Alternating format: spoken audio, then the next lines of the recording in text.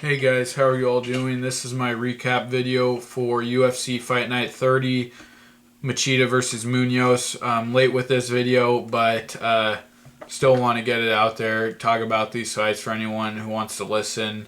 But I'm just going to go over the card, recap everything that took place, and the implications as I see them for these fights on this card. Starting off with the prelim card at middleweight, Bradley Bear Scott took on Michael Kuiper. Brad Scott submitted him with a front choke. I'm a sucker for front chokes or any kind of rare unorthodox chokes you don't see much. But Brad Scott, he was pressuring Kuiper. He would come forward. He would come forward a few times with big combinations, push Kuiper back towards the fence, and then was in the clinch. Eventually, he wrapped up the front headlock position and was squeezing for that front choke. Real good choke, real good win for him. Kuiper has been kind of a lower to mid-level guy in the UFC, but Scott took him out pretty easily. That was a good fight for Scott, who was a finalist on Tough Smashes. Pretty tough guy, gave Robert Whittaker a tough fight in their fight. And I'm excited to see him again. Moved up to middleweight. I'm excited to see what he can do. He's scrappy, tough. Tough guy. I'm a fan of Brad Scott. Michael Kuiper, I think he's done. He really only had one impressive fight. That was against Jared Hammond, and other than that, just he's had a lot of losses. That might even be his only win since he's come to the UFC. Yeah, he's 1-3 since coming in the UFC. Lost to Natal, Tom Lawler, now Brad Scott. I think he's gonna go, and I'm not really excited to see him again. I think, I don't think he needs to be in the UFC right now. Let him go somewhere else, and maybe he can come back later. But yeah, Brad Scott moves on. Excited to see him again. Next up at featherweight, Jimmy the Kid Hattis defeated Rob Whiteford by triangle choke. Technical submission put him to sleep. Rob Whiteford took this fight on extremely short notice, I believe just a few days before the fight. And he was actually giving Hattis some trouble, was doing well on the feet, landing some strikes, wrapping up with Hattis in the clinch. I think he even took Hattis down at the end of that first round, but Whiteford won that first round, and I was thinking, Hattis was in trouble. But, that second round, Hattis just came out on fire, showed great grappling, got it to the ground, was working for submissions. He had like a really, he was going for like a key lock with his legs, really kind of high level submission grappling. And then he had a beautiful takedown. Can't quite remember what it was. He kind of he had a real nice kind of takedown in that fight, but eventually got him with the triangle choke and put him to sleep. Real good. Again, another great performance by Hattis. Whiteford, I think, definitely deserves to stick around. He won that first round and took the fight on short notice, but Hattis just showed that he's way better with the grappling, and this guy's a dangerous grappler for anybody who wants to go to the ground with him. He's had some good performances. Did have that fight, that kind of disappointing loss to Marcus Brimage, where he really got dominated on the feet. I still think he definitely has a long way to go in the stand-up department, but I think he can be, a good guy at featherweight. At the very least, a really exciting and fun guy to watch. But Jimmy Hattis, he moves on. Who he should fight next? I haven't really thought about it, but I think, he can fight anyone and it'll be exciting. Next up at featherweight, Cole Miller defeated Andy Ogle by unanimous decision. Andy Ogle pretty much got dominated for the first two rounds. He was dominant in the grappling. There was one point where Cole Miller had an arm bar and, couldn't separate the arms of Andy Ogle. And I don't know, it really kind of bothered me. Cole Miller, I think he's just, he's lost a lot of fire and has been kind of had these kind of, lackluster fights of late. Ever since he left lightweight, I think that was just a bad move for him. He's been very inconsistent. I mean, this guy got outboxed by Nam Fan. He's lost to Steven Seiler, who's I think is a really good guy, but also to Nam Fan, where he just looked like he couldn't do anything. He looked stuck. Especially in the last fight against Manny Gamburian, getting controlled on the ground by a guy who's not even that great a wrestler. I just don't think he has much to offer at featherweight. I don't think he's looked good. He's only had one submission win, I believe, since coming to featherweight against Bart Palashevsky, but couldn't even submit Ogle, and he was on the ground with him a lot and in a lot of really dominant positions. Andy Ogle, on the other hand, has a lot of heart. If this guy could just, develop his striking game a bit, get a little better on the ground, this guy could be, a pretty solid guy coming off of the Ultimate Fighter. But that third round, Andy Ogle just showed great heart. Was going after Miller on the feet, and then took Miller down and stayed on top of him for the whole round. Really, started to work the ground and pound him a bit. Not enough to put him away, but that just shows me, Cole Miller. I just, it sounds like I'm rude, and you can hate me for saying it, but I don't think he has much heart. And Andy Ogle does. He just doesn't have the skill. But Cole Miller won the fight. I do think it was a better performance for Ogle, though. He showed he's got a lot of heart and he can hang with a guy like Cole Miller, and took that last round for him. That was maybe the most dominant most dominant round of the whole fight. But Cole Miller called out Conor McGregor, who he called Colin McGoober, after the fight.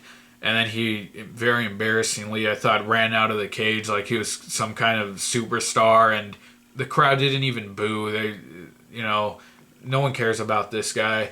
And I do think that would be a pretty good matchup with Conor McGregor. Not that I think it would be competitive. I think McGregor would dominate him, but he is a name. Good step up in competition for McGregor. I think that would be a good fight to make. But I wouldn't give Miller any chance of winning that fight. And Andy Ogle, they might cut him. They might keep him around. Who knows?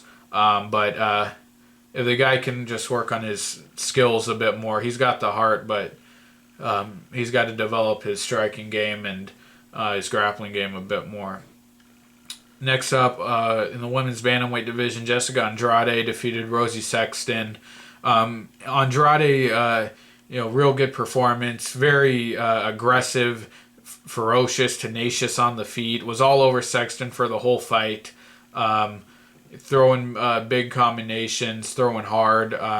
It was just completely one-sided beating that Andrade put on Sexton. Good performance for her. I do think Sexton, isn't very competitive at this point, but good performance for Andrade. She's like a little fireball, and I'm excited to see her, fight some of these other women. Sexton, I think, it was a terrible beating she took.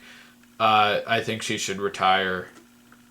Next up, middleweight Luke Barnett submitted Andrew Craig in the second round.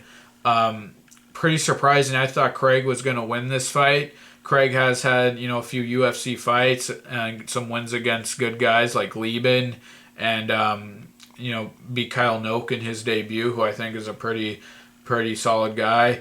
But, early on, Craig was, he was really outpointing Barnett on the feet. He was using really good head movement. Barnett couldn't reach him, and Craig kept firing back with the jab and his cross. But then that second round, Barnett came out, knocked Craig down, stuck his hand up like he had won the fight.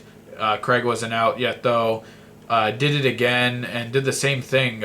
Celebrated too early. Didn't matter, though. He took Craig's back and submitted him. That's a pretty serious win for Barnett.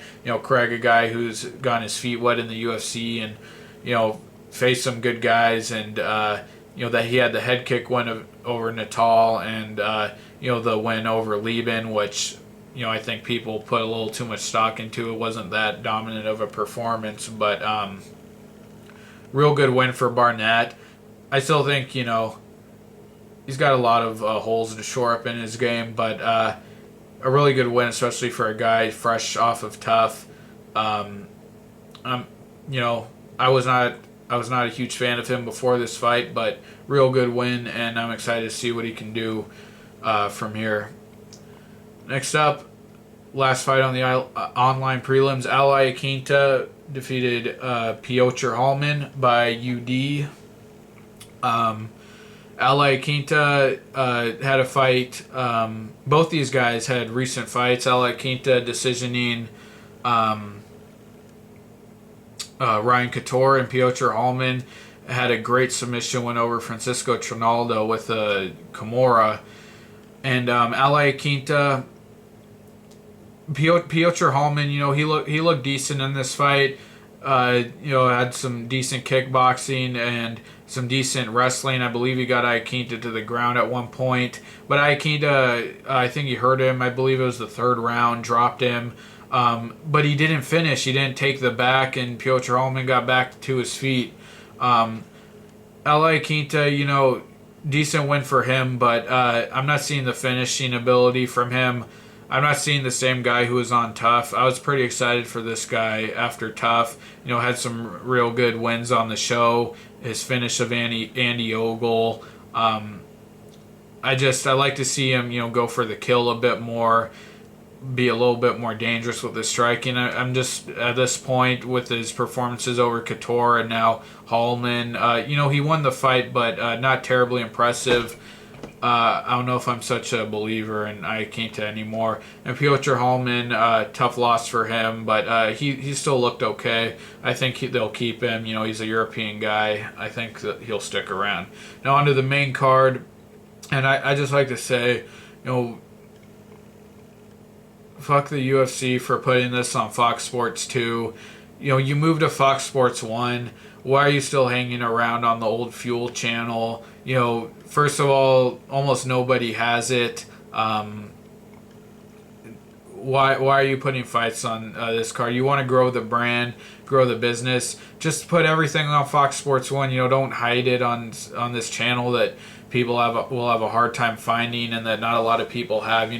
What's the point of still putting fights on Fox Sports 2? I really hope, this is the last one and they just, put everything on Fox Sports 1 from now on. But anyway, at flyweight, John Lineker defeated Phil Harris. The guy missed weight by 3 pounds. Really, really sad, embarrassing. And I believe it's his third time missing weight. I think there should be some kind of rule in place. If you miss weight in consecutive fights like that, you shouldn't even be allowed to take a fight at that weight. But not good that he's missing weight, but the UFC doesn't really seem to care. They're still, they haven't punished him, and they're saying they're gonna hook him up with Dolce. So I think they really want to push this guy as a contender. Anyway, in this fight, Lineker looked real good. Showed real improved striking. Not that Phil Harris, is a good measuring stick for his striking abilities, but I thought Lineker was more of a brawler early on. Even when he fought Azamat Gashimov, he seemed to throw very laboring. His punches seemed to be very labored and kind of haymakers, but his hands looked real light and feathery in this fight. Just was ripping a lot of shots to the body of Harris and put him down quick with body shots. Looked real good, light hands, but the guy can't make weight. I like to see Lineker if he doesn't get a title shot. I like to see him fight Ian McCall, a guy like that. Everyone's saying John Dodson. I don't think he'd have anything for Dodson. I think Dodson would take care of him quick. Next up, middleweight, Nicholas Masoke defeated Alessio Sakara. Back and forth for a bit. Sakara looked like he hurt him, but Masoke on the ground was able to wrap up the armbar, tap Sakara. Sakara's, they kept this guy around. He puts on exciting fights, but not very competitive. Fights a lot of these no-name kind of guys. But decent win for Masoke, taking on a vet like Sakara and submitting him. We'll see what he can do. I'm not too sure, how to assess him. Next up at lightweight, Norman Stormin Park defeated John Tuck. I actually picked John Tuck to win this. I was completely wrong. Norman Park he pretty much dominated him with the striking, but could never really put him down or knock him down. Just really outpointed him badly, and Tuck could never get anything going on the feet. I thought he'd use his grappling a bit more. Didn't even go for it. Park wins.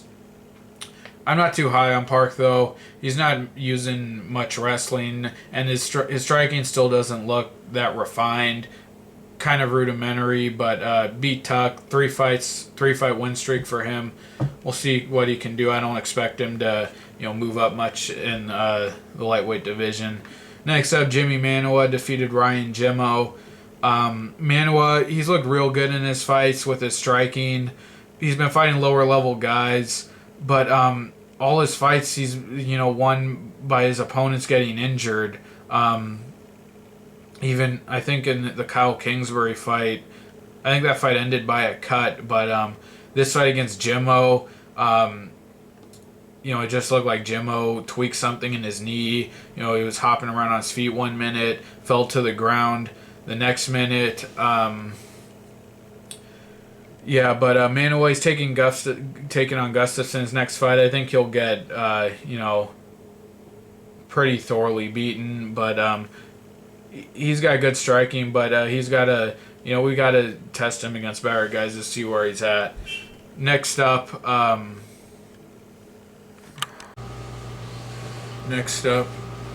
Ross the Real Deal Pearson took on Melvin the Assassin Guillard at lightweight. No contest in the first round. Guillard caught him with the knee. Really close to tell whether it was legal or illegal. They have that terrible rule where if your hand is on the ground, you can't knee a guy. They really have to get rid of that. If your hand is on the ground, you can't knee a guy. It also looked like his knee was just coming up off the ground when you need him, but really disappointing outcome. But I had picked Pearson going into this fight. I thought he would get it done with his volume striking. That was more technical, but Guillard really seemed to have the upper hand from the little we saw. I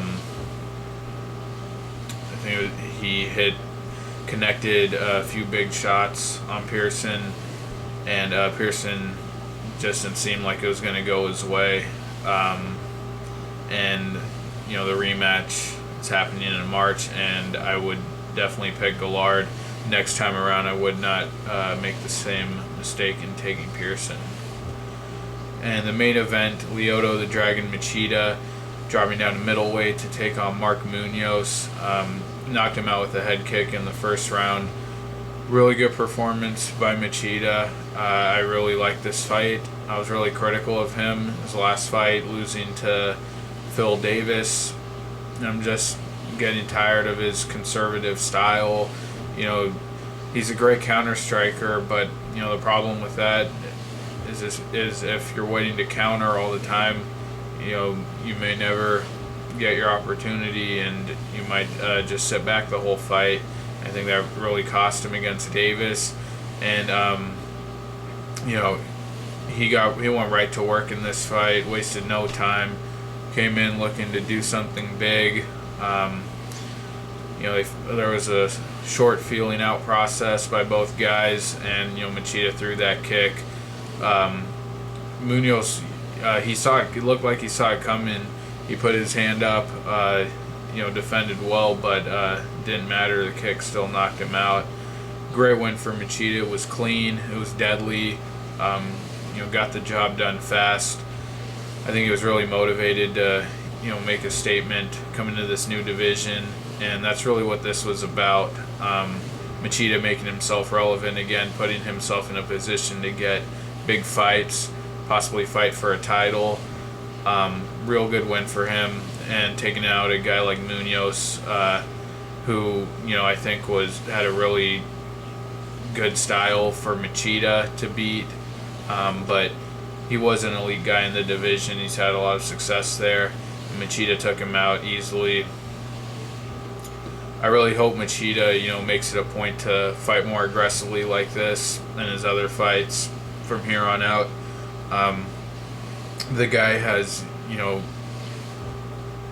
he should have been, when he was champ, got taken out by Shogun, and after that, I think what I'm trying to say is, the guy's got all the talent in the world. He's probably got better technique than anybody. Probably has, he's studied the traditional martial arts more than anybody. The guy's very talented, very, good in his craft. But he just has that counter-striking mentality so ingrained in him that he holds back way too much. Like against Phil Davis in that first round, he blitzed him with a, just incredibly fast combination out of nowhere, and then he didn't do that for the rest of the fight. If he always fought like that, I think he could, beat almost anyone. Probably not the champs, but Machida did make himself relevant again here, and he's fighting Musashi next. I think that's going to be a tougher style match for him than Munoz, but I do think it's still winnable. Hopefully he looks great in that. But that is my recap for UFC Fight Night 30, Machida versus Munoz. Thanks for watching, guys. Really appreciate it. Check out my predictions for UFC 167, GSP versus Hendricks. Please like the video, comment, subscribe, and take care. I'll see you guys later. Bye.